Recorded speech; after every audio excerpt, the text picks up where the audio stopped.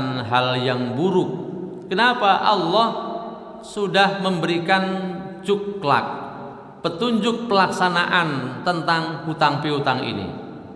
Yang pertama, dalam ayat tadi, idza tadayantum bidainin ila ajalin musamman faktubuh. Kalau di antara dua orang terjadi transaksi hutang piutang yang waktunya ditentukan, mungkin 1 bulan, mungkin 2 bulan, dan seterusnya, maka yang pertama adalah faktubuh, hendaknya ditulis. Kita kadang-kadang udah main percaya aja karena sama-sama satu jamaah, masa nggak percaya? Sama tetangga atau satu perumahan, masa nggak percaya? Dan kadang-kadang yang kita percaya ini tidak punya track record yang buruk, yang kita ketahui baik-baik saja, maka merasa tidak perlu untuk dicatat, padahal itu sangat penting. Ayat berikutnya itu panjang lebar. Cara mencatatnya bagaimana? Ini kalau saya bacakan panjang, maka intinya saja. Cara mencatatnya adalah orang yang berhutang itu mendikte kepada orang yang dihutangi. Jadi yang menulis itu yang dihutangi, yang mendikte yang berhutang. Contohnya misalnya dalam sebuah perjanjian atau kwitansi, telah diterima sejumlah uang sekian dari Pak Haji ini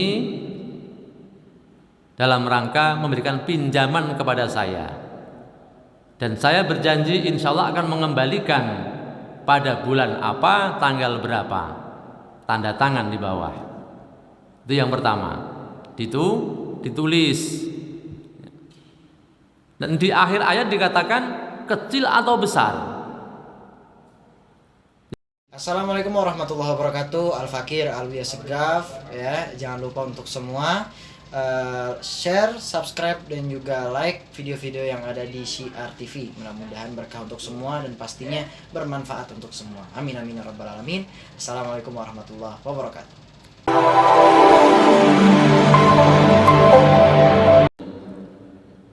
Alhamdulillahilladzi anzala as-sakinata fi qulubil mu'minin. Asyhadu an la ilaha illallah wahdahu la syarika lah, al-malikul haqqul mubin, wa asyhadu anna Muhammadan abduhu wa rasuluh, sadiqul wa'dil amin. Allahumma salli wa sallim wa barik ala sayyidina Muhammadin wa ala alihi wa ashabihi wa man tabi'ahum bi ihsanin ila yaumiddin. Amma ba'du, wa qala Allah ta'ala fi kitabihil karim wa huwa asdaqul qailin. A'udzu billahi minasy syaithanir rajim. Ya ayyuhalladzina amanu idza tadayantum bidainin ila ajalin musamma idza tadayantum bidainin ila ajalin musamman faktubuh. Al-ayah. Wa qala Nabi sallallahu alaihi wasallam,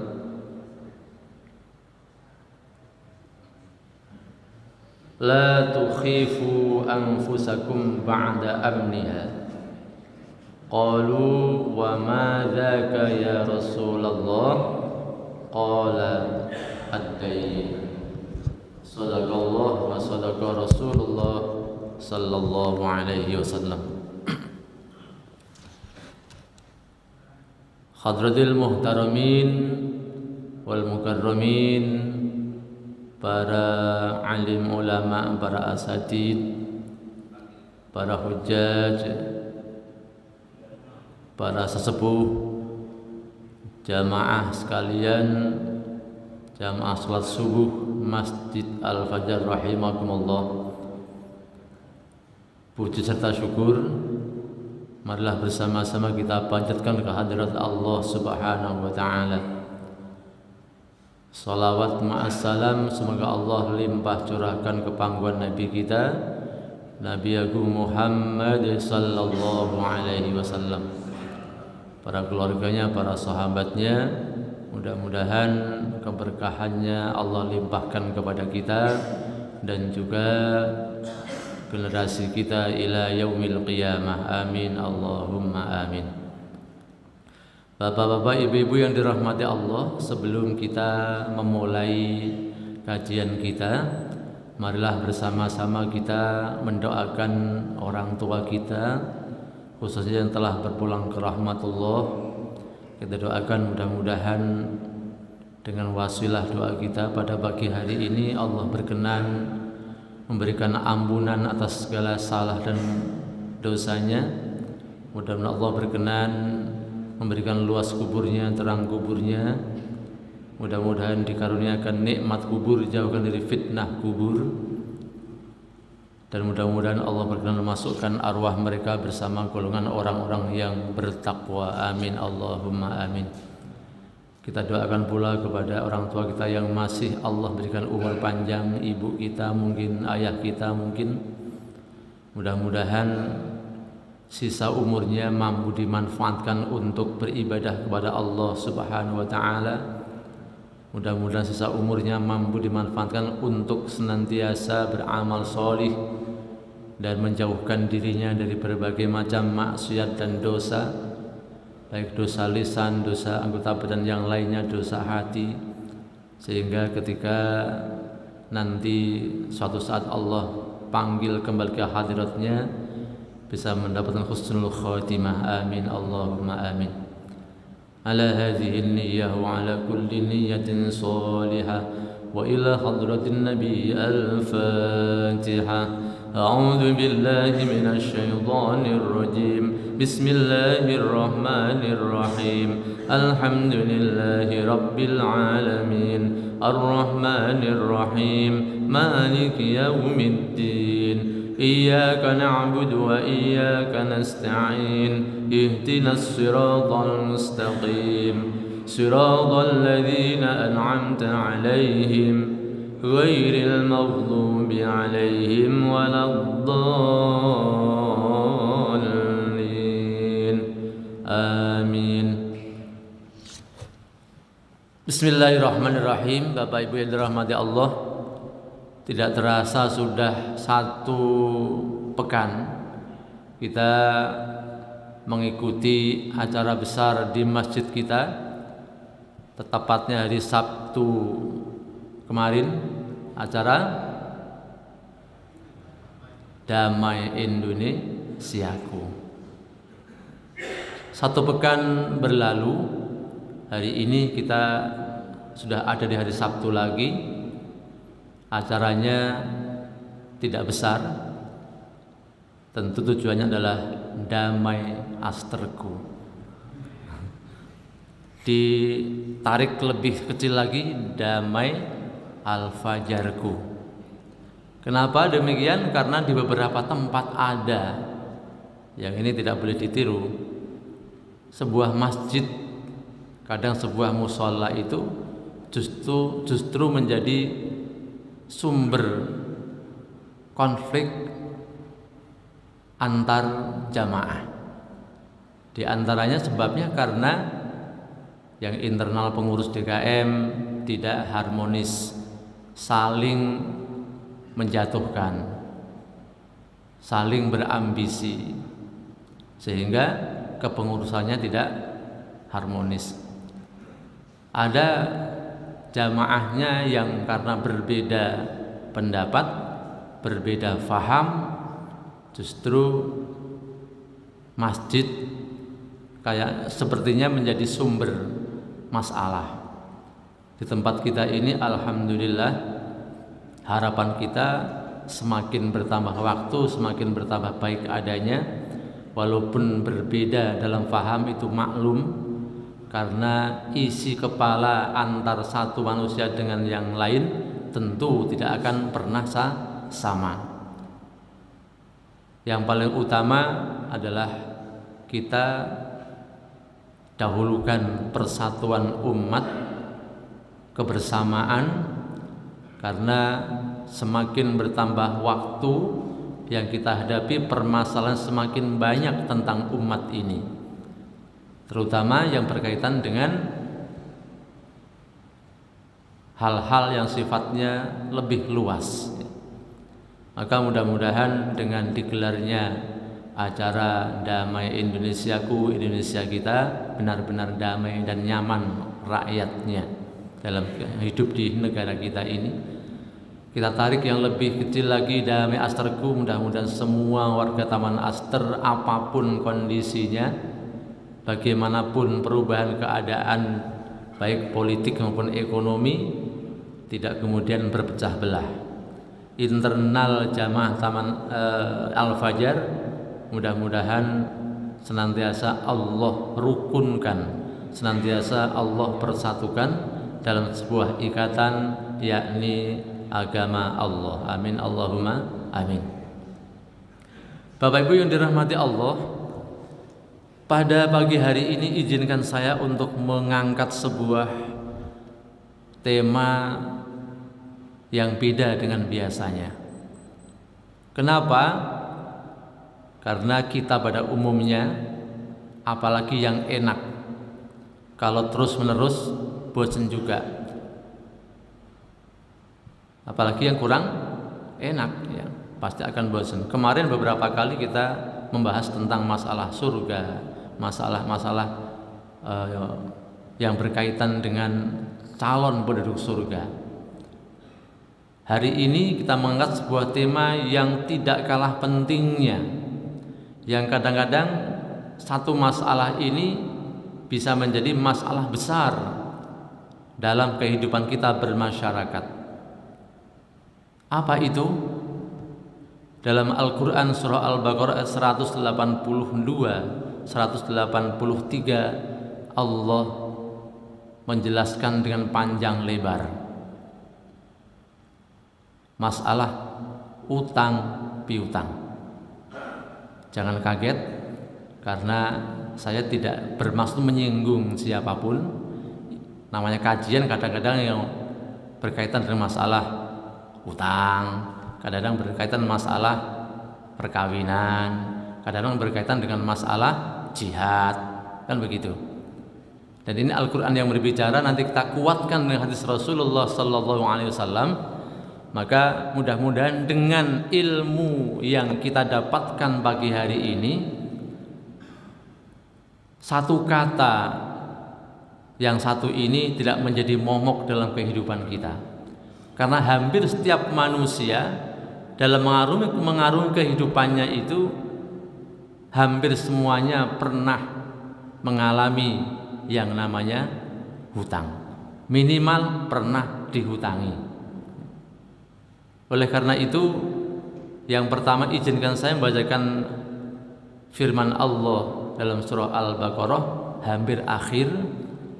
Al-Baqarah cuma ayatnya 286, nah ini ayatnya 282 dan 283. A'udzu billahi minasyaitonir rajim. Ayat panjang tidak saya baca semuanya karena waktu tidak cukup pasti. Bismillahirrahmanirrahim. Ya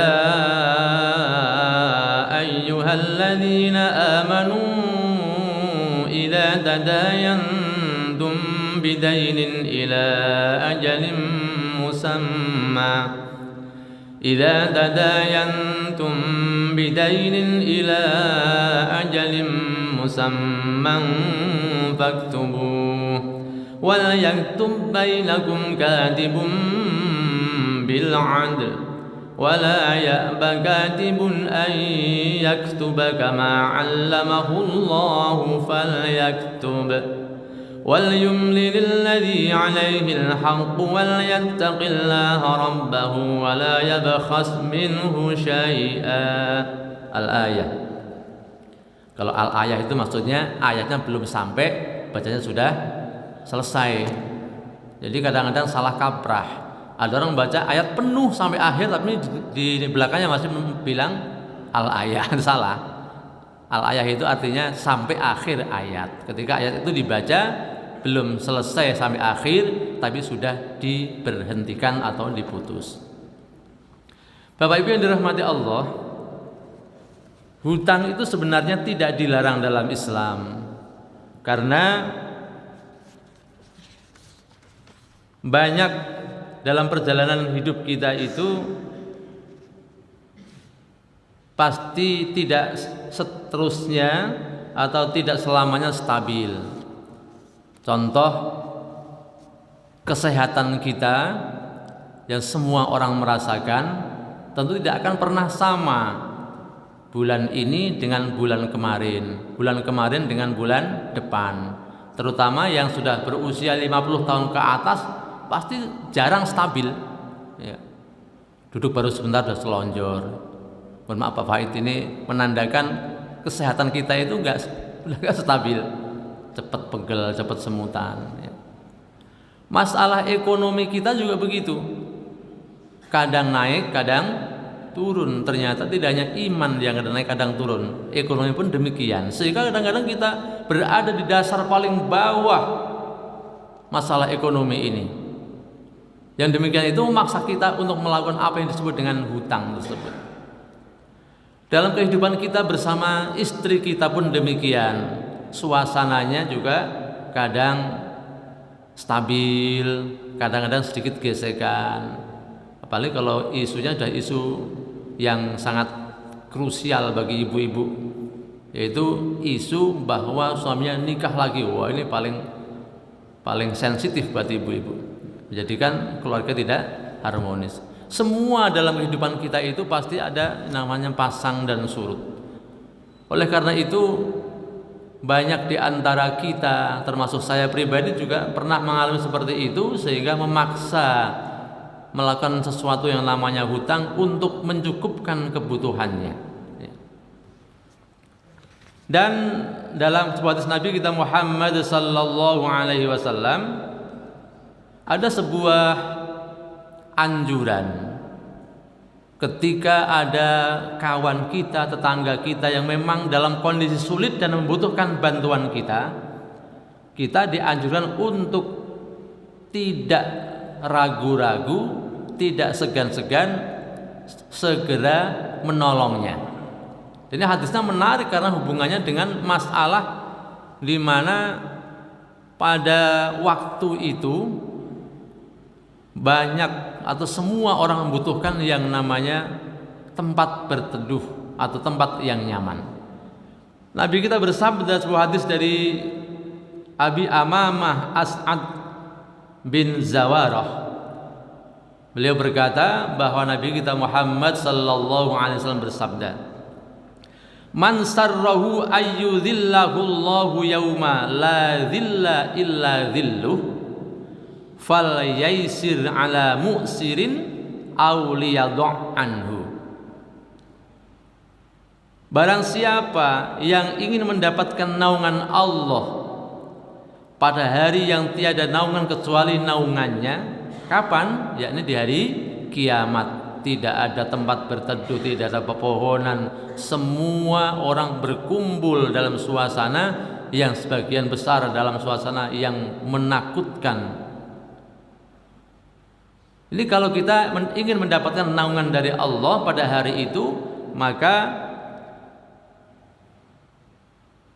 hendaklah dia atau kita memberi kemudahan kepada saudara kita yang dalam kondisi sulit dan bahkan membebaskan mereka dari kesulitannya itu. Hadis riwayat At-Tabrani. Maka hutang ini awalnya adalah sesuatu yang indah, karena di antara kita ada yang sulit, kemudian minta tolong bantuan kepada kita bantu. Tentu yang sulit ini akan merasa senang sekali karena masalahnya teratasi. Kita yang menolong pun demikian, akan senang hati bisa menolong saudara kita yang kesulitan. Kembalikan kepada diri kita manakala kita dalam kondisi sulit kemudian ada yang bantu, seperti apa sih gembiranya? Sangat gembira. Cuma yang jadi masalah, kadang-kadang masalah yang indah ini berubah total menjadi masalah yang sangat buruk, yang bisa memutuskan tali persaudaraan, bisa menjadikan tidak nyaman dalam kehidupan kita. Karena di antara orang yang berhutang dan yang dihutangi ini, terutama yang kadang-kadang bikin ulah itu, bikin masalah itu orang yang dihutangi, tidak sesuai dengan apa yang pernah dijanjikan waktu itu. Maka akan kita kupas semuanya dalam pagi hari ini, mudah-mudahan waktunya cukup, agar yang indah tetap indah, yang tadinya kita menolong berpahala tetap berpahala. Sehingga yang pertama, di samping kita senang besok di hari kiamat mendapatkan tempat berteduh dari Allah Subhanahu wa taala, sisi yang lain saudara kita yang kesulitan bisa menyelesaikan permasalahan keuangannya. Ini konteksnya adalah hutang antar pribadi, orang per orang, bukan hutang dengan lembaga keuangan. Kalau itu bukan wilayah saya, itu wilayah ahli fikih. Jadi nanti jangan ada pertanyaan menanyakan tentang masalah hutang dengan bank, hutang dengan rentenir. Walaupun itu jelas untuk rentenir tidak diperbolehkan. Yang kita bahas adalah hutang antar pribadi, satu orang dengan satu orang. Kalau kita mau mengikuti petunjuk Allah Subhanahu wa taala, tentu tidak akan terjadi hal yang menakutkan, hal yang buruk. Kenapa? Allah sudah memberikan cuklak, petunjuk pelaksanaan tentang hutang piutang ini. Yang pertama, dalam ayat tadi, idza tadayantum bidainin ila ajalin musamman faktubuh. Kalau di antara dua orang terjadi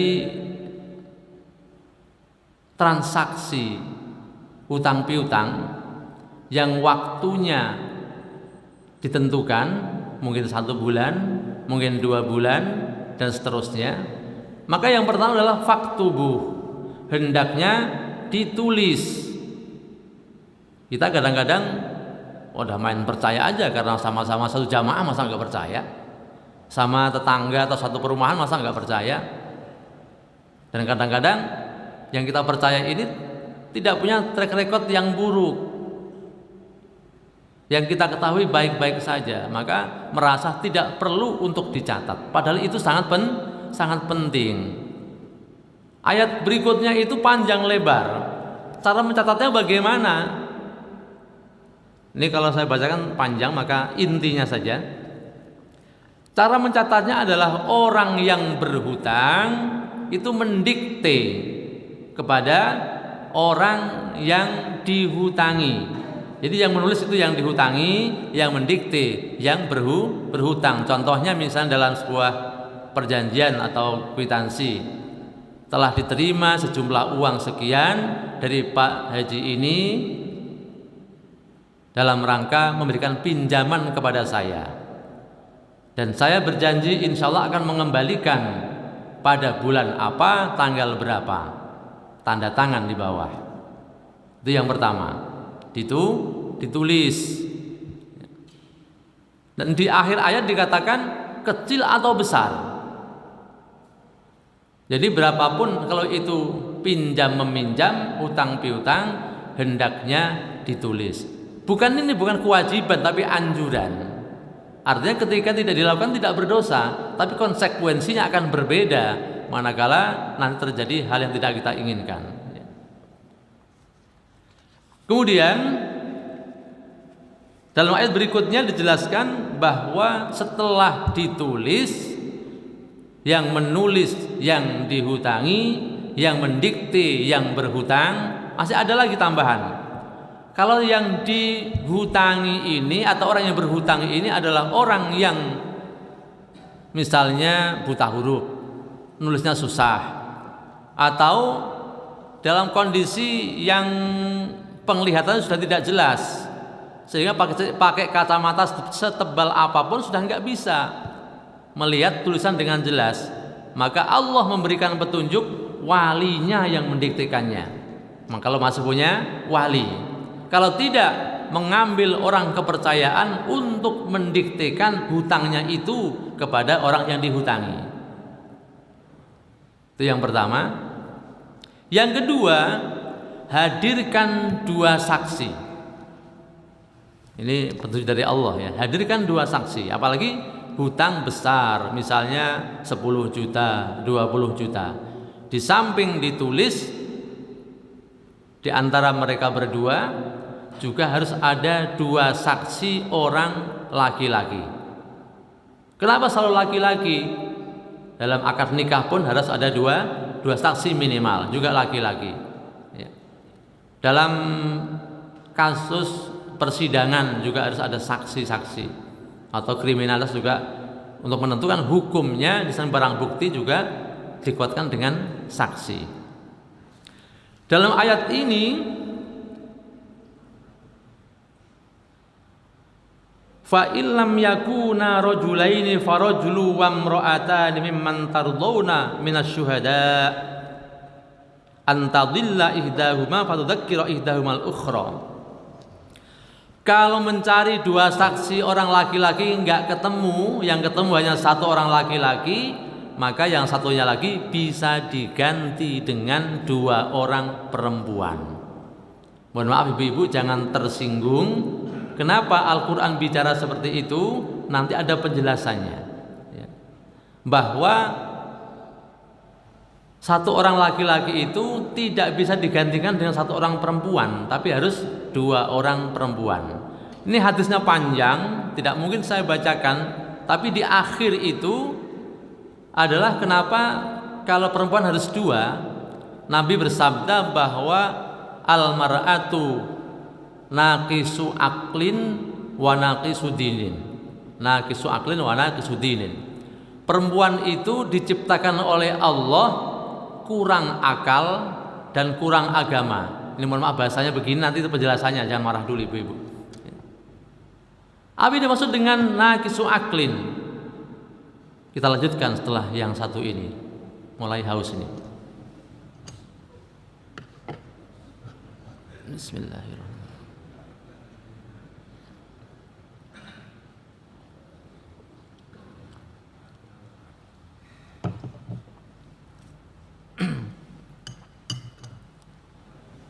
Kita lanjutkan.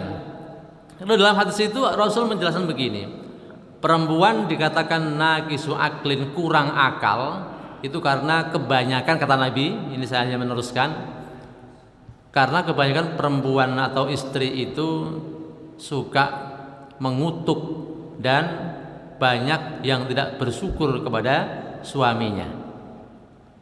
Hidup para suami. Itu yang pertama, kata Nabi. Dijelaskan oleh para ulama, dalam kehidupan sehari-hari seorang ibu itu mainnya perasaan, bukan akal. Satu contoh, ketika punya anak kecil, tiba-tiba salah satu jarinya terjepit pintu. Apa yang dilakukan seorang ibu? Nangis dulu, teriak panik. Rata-rata seperti itu.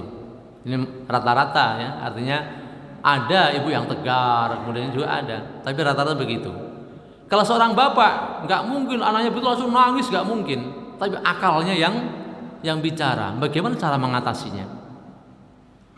Kalau ada bapak kok panikan, nanti bapak bermental ibu.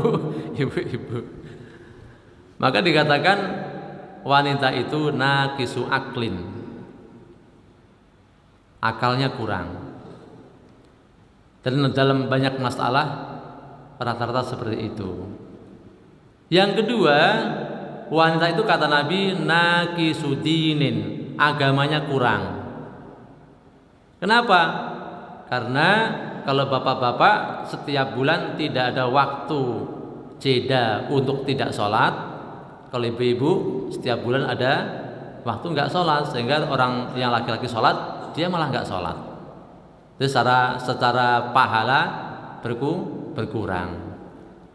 Kemudian ibu-ibu yang masih muda setiap 2 tahun beranak, setiap 2 tahun beranak. Sekali beranak berapa puluh hari Pak nggak sholat, sesuai dengan masih ada dan tidaknya darah nifas. Kalau bapak nggak ada yang melahirkan, jadi semua waktunya bisa untuk ibadah. Ini istilah yang Nabi kita sabdakan berawal dari Nabi melihat ketika Mi'raj itu di neraka kebanyakan wanita. Maka pada akhirnya pertama dasarnya firman Allah, yang kedua Nabi menyimpulkan bahwa perempuan tidak bisa disamakan dengan laki-laki dalam hal persaksian. Dan ini pun hanya berlaku untuk masalah hutang piutang. Kalau masalah nikah misalnya tidak bisa digantikan saksi laki-laki digantikan dengan 2 orang saksi perempuan.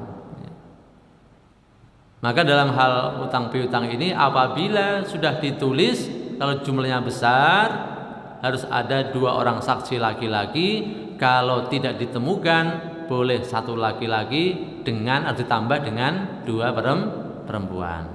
Saya bicara perempuan bukan istri, nanti salah pahami. 1 laki-laki 2 istri, ya salah paham nanti. Pak Pur yang biasanya komplain pertama. Kemudian yang ketiga, yang keempat, mohon maaf, ini penjelasannya dulu.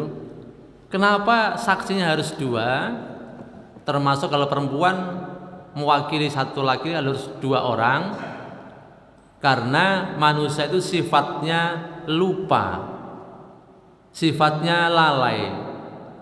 Maka apabila salah satu saksi ini ada yang lupa dalam masalah hutang piutangnya saudaranya ini, maka diharapkan yang lainnya masih ingat. Karena banyak terjadi masalah hutang piutang ini, dulu hutangnya 25 juta. Begitu jatuh tempo dia bayar 20 juta. Kenapa? Menurut dia kan saya hutang 20 juta, padahal yang memberikan hutang jelas betul kalau hutangnya 25 juta. Kalau gak ada saksi repot, maka harus ada saksi. Ada kisahnya ketika Nabi kita Muhammad sallallahu alaihi wasallam pernah membeli kuda kepada seorang badui, orang Arab pedalaman. Sudah sepakat harganya, baik, kudamu saya beli dengan harga yang telah engkau minta. Maka waktu itu Nabi belum membawa uang. Kemudian Nabi mengajak orang Badui ini menuju ke rumah Nabi dan agak jauh tempatnya. Nabi jalannya buru-buru, cepat karena ingin membayar kuda itu. Sementara orang Badui ini jalannya pelan, sehingga lama-lama tertinggal oleh Nabi, berpisah dengan Nabi. Di sepanjang perjalanan karena dia menawarkan kudanya, maka banyak orang yang ingin membeli kudanya. Sehingga beberapa kali ditanya orang ingin dibeli kudanya, seorang Badui ini kemudian memanggil Nabi, wahai tuan, ini jadi nggak dibeli kudanya? Kalau nggak jadi dibeli, saya jual pada orang lain. Nabi kaget. Kemudian Nabi menghampiri orang ini, wahai saudaraku, bukankah sudah saya beli kudamu ini? Tadi sudah sepakat kan?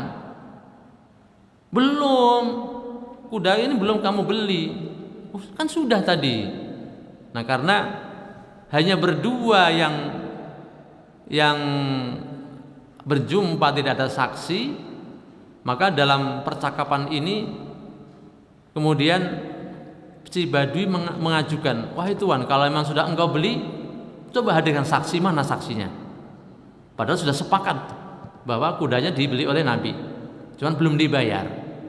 Tapi bisa-bisa seorang Badui ini mengatakan bahwa kudanya belum dibeli oleh Nabi, sampai mengatakan kalau memang sudah tuan beli, mana saksinya? Di tengah perdebatan itu datanglah salah satu sahabat Nabi, Kemudian seorang sahabat ini mengatakan, akulah saksinya. Sahabat ini bernama Huzaimah ibnu Sabit al-Ansari. Dan ketika Nabi mendengar jawaban seorang sahabat ini, beliau kaget. Loh, wahai Huzaimah, apa maksudnya engkau bersaksi?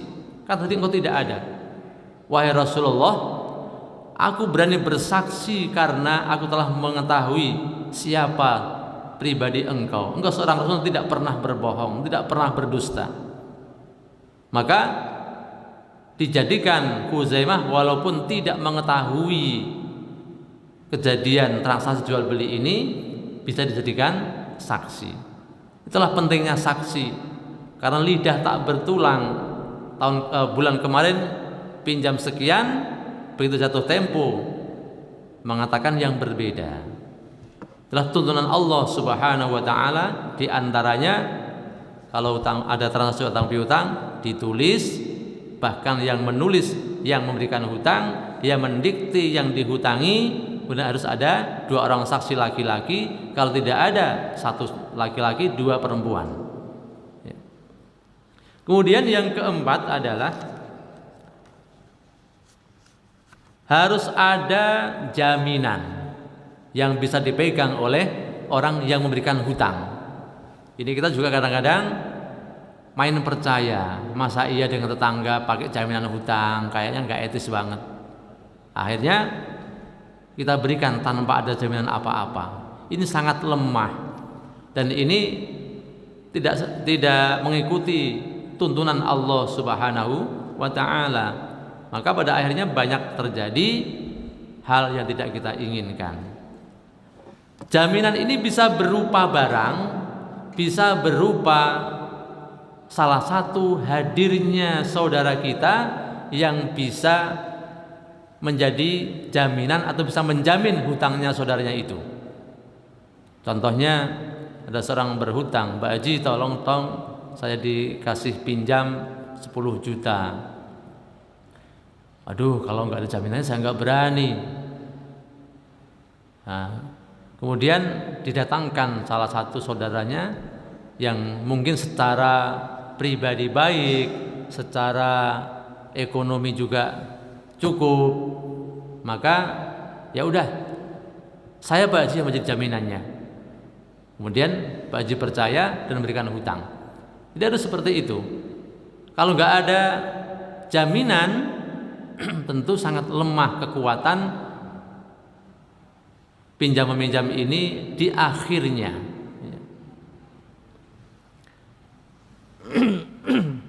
Ada sebuah kisah, sebuah hadis Nabi menyatakan bahwa dulu ada 2 orang Bani Israel ini ada transaksi pinjam meminjam. Kisahnya begini.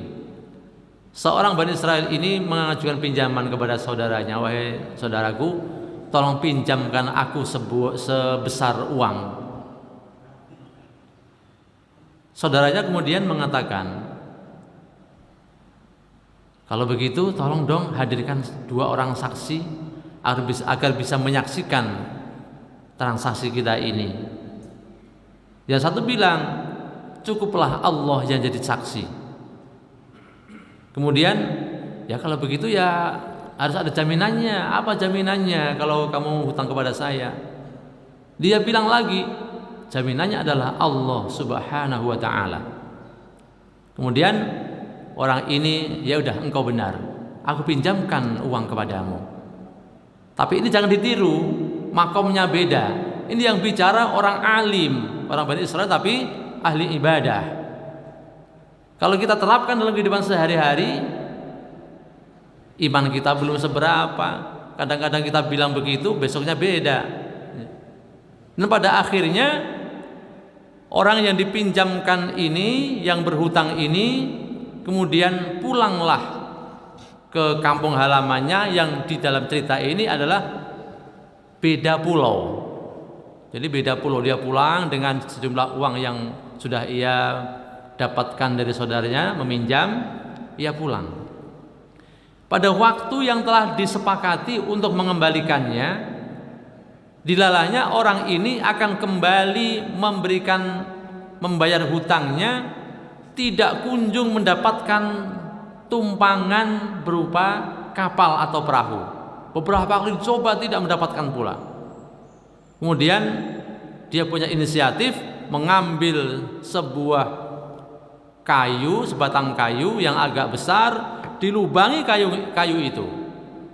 Kemudian uangnya dibungkus dengan bungkus yang tidak tembus air.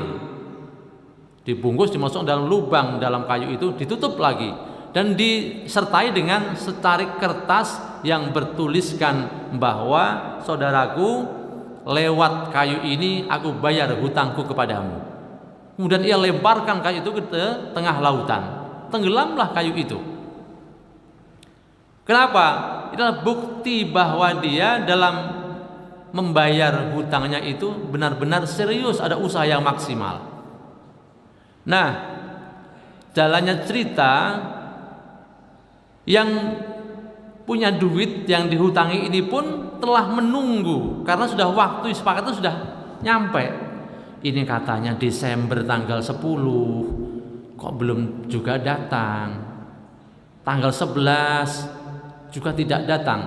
Karena tahu orang ini adalah beda pulau, ditunggu di pelabuhan. Tiap hari orang ini menunggu. Karena tidak kunjung ketemu juga, tidak kunjung datang juga yang ditunggu, orang ini melihat ada sebatang kayu terapung di lautan. Dan ia punya inisiatif mengambil kayu itu. Untuk apa? Untuk kayu bakar di rumahnya. Dan ketika dibawa pulang kemudian dibelah, dia ketemukan sebungkus yang tidak tahu isinya awalnya. Kemudian dia buka, ternyata sejumlah uang yang pernah ia pinjamkan kepada saudaranya. Dan ada tulisan di situ bahwa dia telah menitipkan, ya Allah, aku pinjam saksinya engkau, aku pinjam uang jaminannya engkau, maka aku titipkan pembayaran utang ini kepada engkau. Dilemparkan, kemudian Allah sampaikan kepada orang yang dituju. Ini lagi-lagi jangan ditiru yang begini. Hilang uang kita itu dilempar ke laut, nggak nyampe, soalnya udah berbeda makamnya. Inilah kisahnya, itu intinya bukan masalah cara membayar hutangnya, tapi keseriusan kita untuk memenuhi janji kita dalam masalah pinjam meminjam kepada saudara kita. Nah, ketika sudah diketemukan uang itu, tidak lama kemudian orang ini datang, baru mendapatkan perahu. Kemudian sebelum yang punya rumah ini cerita, dia udah bilang, mohon maaf Tuan, sebenarnya sudah dari kemarin saya ingin membayar hutang saya, tapi tidak ada tumpangan kapal atau perahu untuk kami bisa menyeberang kemari, baru hari ini bisa. Orang ini bilang, bukankah engkau telah membayar hutangmu lewat kayu ini? Karena orang ini yakin dan tidak yakin, ada setengah yakin, masa iya nyampe, mau dibayarkan lagi sejumlah uang yang dipinjam itu. Kemudian orang yang meminjamkan bilang, cukuplah ini saudaraku, ya telah engkau kirimkan lewat kayu ini, yang akan engkau berikan padaku yang itu buat engkau. Itulah indahnya masalah utang piutang, manakala di antara kedua belah pihak saling jujur, satu saja jujur. Ya.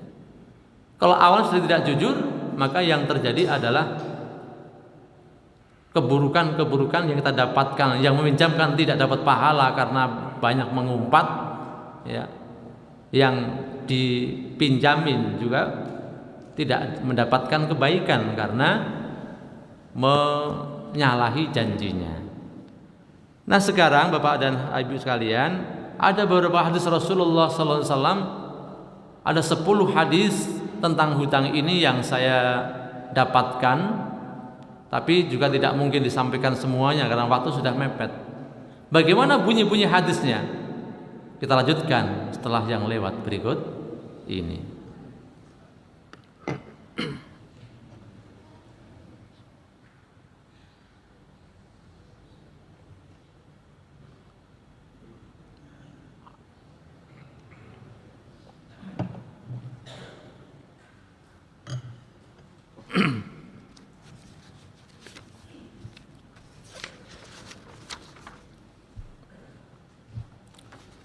Hadis yang pertama ini Rasulullah mengatakan bahwa sebenarnya orang yang tidak punya hutang itu kondisi kehidupan sudah aman. Tapi begitu berhutang merasa tidak aman, maka Rasul mengistilahkan hutang itu dengan teror. Beliau bersabda dari Uqbah bin Amir radhiyallahu anhu, dia bercerita bahwa Nabi kita bersabda, la tukhifu anfusakum ba'da amniha. Janganlah kalian meneror diri kamu sendiri, padahal sebelumnya kalian dalam kondisi aman, tenang, nyaman. Para sahabat tidak paham, kemudian menanyakan, wa madzaka ya Rasulullah, apakah yang engkau maksud ini ya Rasulullah? Kemudian Nabi bersabda, ad-dainu, yaitu hutang. Para ulama menjelaskan hutang itu menjadikan tidur tidak nyenyak, dan ketika siang hari malu bertemu orang. Contoh kecil misalnya, dalam sebuah masjid ini ada 2 orang yang terlibat hutang piutang. Karena sudah waktunya tidak dikembalikan atau belum bisa mengembalikan, mau bilang malu, pada akhirnya diem-dieman. Yang punya duit mau nanyakan juga malu, nggak enak. Yang dihutangin mau ngomong juga nggak enak. Akhirnya ketika datang ke masjid pasti tengok dulu, mana orangnya ya, mana orangnya, oh sebelah selatan. Akhirnya pindah, dia nyari tempat sebelah utara. Besok lagi begitu, mana orangnya ya, mana orangnya, selalu menghindar. Suatu saat kena batunya, dia datang duluan. Dipikir dia udah belakangan, dia datang mencari soft di situ. Menurut mereka udah aman. Enggak taunya tidak lama berselang yang dihutangin datang juga, dan dia tidak sengaja tempatin sebelahnya. Begitu sholat dilirik, kayaknya dia ini mati gua. Benar, setelah selesai sholat ternyata orang selama ini dihindari justru malah didekatkan oleh Allah Subhanahu wa ta'ala. Enggak nyaman ya. Enggak nyaman. Maka walaupun mungkin kita pernah melakukan, walaupun mungkin kita dulu menjadi pemain, atau pemain itu sering berhutang, kalau bisa agar hidup kita nyaman, apalagi usia sudah mulai tua, coba kita tanamkan dalam kehidupan kita HTH. Apa Pak? HTH, hidup tanpa hutang. Sederhana, HTH, walaupun tidak dilarang ya. Jadi menjadikan seseorang tidak nyaman dengan hutangnya itu. Yang kedua, tentang hutang yang belum dilunasi akan dibayar di akhirat dengan pahala dan dosa. Hadisnya dari Abdullah bin Umar radhiyallahu anhu, beliau menceritakan Nabi kita bersabda, "Man mata wa alaihi dainun, falaisa dinarun wala dirhamun, walakinnaha al-hasanat was-sayyi'at." Orang yang wafat yang punya hutang belum dibayar kemudian mati, dan keluarganya juga tidak mengetahui atau mengetahui tapi tidak mau membayarnya, maka nanti di akhirat di sana sudah tidak ada rupiah, tidak ada duit, yang ada hanya kebaikan dan dosa. Maka ketika itu sudah waktunya untuk dihisab amalnya, ternyata ada sangkutan hutang. Maka kalau dia punya kebaikan, hutangnya akan Allah kebaikannya akan Allah ambil, diberikan kepada orang yang dihutangi. Kalau hutangnya banyak, kebaikannya sedikit, ganti dosanya orang yang dihutangi ini Allah ambil, diberikan kepada dia, sehingga akhirnya sangat sengsara karena hutangnya dia harus masuk neraka. Ini orang yang wafat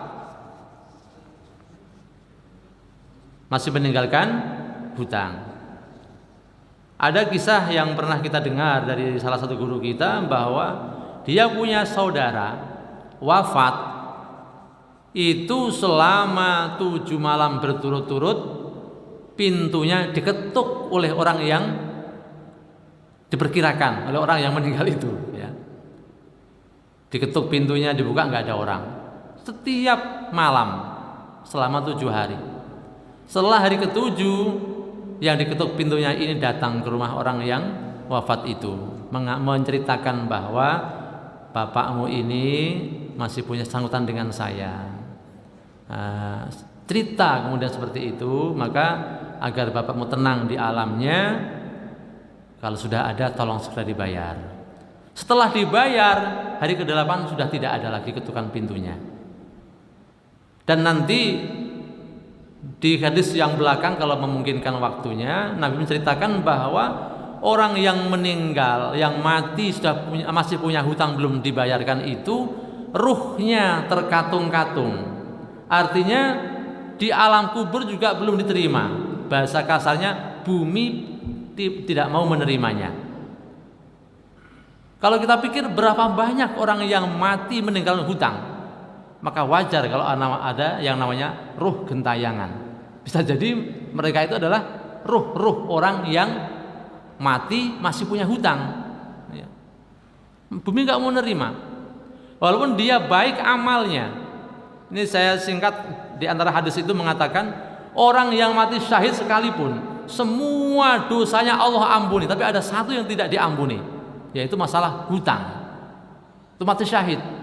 Kita tidak termasuk syahid saja kadang-kadang tenang-tenang, ini salah besar. Maka sekecil apapun hutang itu harus dicatat agar kita tidak meninggalkan hutang ketika kita wafat.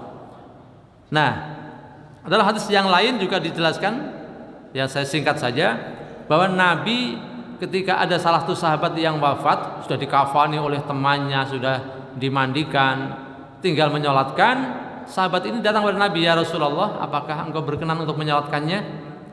Kemudian Nabi melangkah ke tempat jenazah itu. Ketika dilihat, Nabi adalah hamba terpilih Allah yang mengetahui rahasia-rahasia dari kita tidak mengetahuinya. Beliau menanyakan apakah dia punya hutang. Salah satu sahabat mengatakan, dinaroni ya Rasulullah, dia punya hutang 2 dinar. Nabi enggak berkata-kata apa-apa, kemudian balik lagi, enggak mau nyolati. Kemudian Abu Qatadah menjamin hutangnya dan akan melunasinya. Kemudian disampaikan kepada Nabi, baru Nabi mau menyolatkannya. Maka ketika kita hendak menyolatkan jenazah itu, saya sering menanyakan, harusnya ketika sudah ditanyakan punya hutang enggak, itu saudaranya, keluarganya, kalau memang dia punya hutang segera dilunasi sebelum dimakamkan. Kenapa? Walaupun sudah dimakamkan, takut keluarganya lupa, ini ruh orang ini tidak diterima oleh bumi, tidak diterima oleh alamnya di kubur. Maka kasihan sekali ya. Maka sebagai keluarga, jangan sampai antara suami istri sembunyi-sembunyian, apa itu namanya itu yang tepat. Suami punya hutang, istri nggak tahu, jangan sampai begitu. Istri juga begitu, jangan sampai banyak menuntut suami sehingga suami terpaksa berhutang tanpa sepengetahuan istri. Khawatirnya tidak ada umur, suami sudah menurut kita tenang-tenang di sana, padahal punya hutang belum dibayarkan. Maka harus ada transparansi masalah hutang piutang ini dengan pasangan hidup kita. Wallahu alam. Hadisnya baru 2, jadi masih ada 7 lagi. Mudah-mudahan dipertemukan tahun depan. Amin Allahumma amin. Pertanyaan ada 2. Yang pertama, assalamualaikum. Jika orang berhutang beberapa kali ditagih tapi tidak dibayar sampai yang berhutang meninggal dunia, kita tidak tega menagih ke keluarganya, tapi hati tidak ikhlas. Bagaimana sebaiknya? Ada ayatnya ini nanti. Ada ayatnya dari Surah Al-Baqarah ayat 280. 279. Yang pertama, memang kadang-kadang kita itu sebagai orang timur nggak enakan, ya, apalagi masalah hutang. Dari tagih beberapa kali tapi nggak bayar-bayar sampai meninggal. Maka kalau kita kasihan kepada saudara kita ini, terus teranglah dengan keluarganya untuk kebaikan yang almarhum ya atau almarhumah. Kalau tidak tega, harus ikhlaskan. Ayatnya mana? Wa in kana dzu usratin fanadhiratun ila maisarah wa an tasaddaqu khairul lakum in kuntum ta'lamun. Kalau ada orang berhutang kesulitan untuk membayarnya, maka berilah kelonggaran waktu. Dan waktunya belum bisa Pak Haji, ya udah kasih waktu sebulan lagi. Dan 3 kali belum bisa lagi, maka wa an tasaddaqu khairul lakum. Kalau bisa ikhlaskan sajalah. Khairul lakum, itu lebih baik bagimu. In kuntum ta'lamun, jika engkau mengetahui. Tapi permasalahannya, ya kalau utang 100-200 Pak Haji, ini 30 juta bagaimana harus ikhlas? 100 juta bagaimana harus ikhlas? Ya kalau begitu, ya bagaimana jawabannya? Susah juga ya. Susah juga. Ya memang solusinya ya kita bicara dengan keluarganya. Yang penting tadi ada catatannya minimal. Ada saksinya, salah satu ini harus ada. Kalau nggak ada, justru akan menjadi petaka buat kita. Ini bapak haji tapi bikin fitnah sama suami saya. Suami saya orang baik-baik, kenapa dibilang hutang sama dia? Kalau nggak ada saksinya, nggak ada tulisannya, maka harus ada tulisan dan harus ada saksi. Yang kedua, Assalamualaikum warahmatullahi wabarakatuh. Waalaikumsalam warahmatullahi wabarakatuh. Pak Ustadz, mohon izin menanyakan piutang. Ceritanya penghutang sudah meninggal, kemudian ketika selesai disolatkan, pihak keluarganya mengatakan agar diselesaikan dengan keluarganya. Setelah ditagih dengan keluarganya, ternyata keluarganya juga tidak sanggup membayar hutangnya. Jenazah tersebut karena hutangnya jenazah tersebut karena jumlahnya banyak. Yang kami tanyakan bagaimana nasibnya masalah hutang jenazah tersebut. Ya tadi nanti yang pertama nasibnya adalah ruhnya terkatung-katung, tidak sampai kepada Allah. Walaupun dia soleh tidak bisa menikmati kesolehannya, apalagi tidak soleh. Yang kedua, nanti di akhirat di hari kiamat akan dibayarkan dengan kebaikan-kebaikan dia kalau punya. Kalau nggak punya, semua dosa kita sejumlah utangnya itu dilimpahkan kepada orang yang kita hutangi itu. Ya nasibnya sengsara terus jelas ya. Nasibnya sengsara.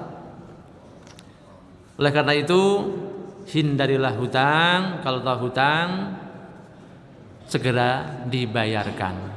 Yang paling akhir hadis Nabi, barang siapa yang punya hutang sampai ia mati belum dibayar hutangnya, maka nanti di akhirat akan Allah bangunkan dia sebagai pencuri, dikumpulkan dengan para pencuri.